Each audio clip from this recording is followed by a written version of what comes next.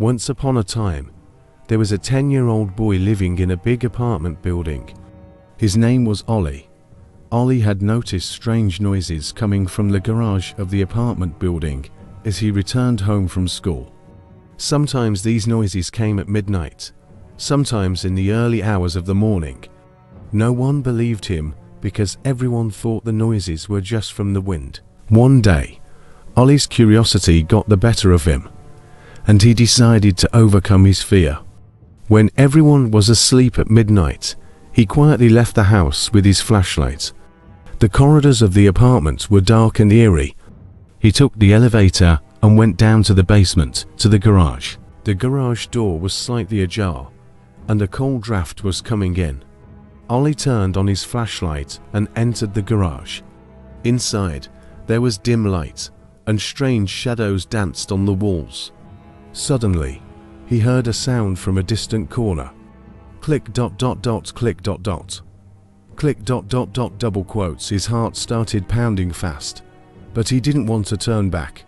Slowly, he walked towards the source of the sound. There, he saw an old rusty cupboard. The cupboard doors were gently swaying. As he opened the doors of the cupboard, a cat jumped out. Ollie felt a bit relieved, but at the same moment, he heard another sound.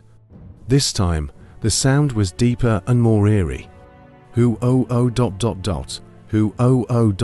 double quotes. Ollie looked around to find where the sound was coming from and noticed a big door in the darkest corner of the garage. The door was slightly open, and cold air was seeping through. Ollie gathered his courage and opened the door. It was pitch black inside. As he entered with his flashlight, he saw old photographs and strange symbols on the walls. Suddenly, a shadow appeared behind him. Ollie quickly turned around, but couldn't see anyone.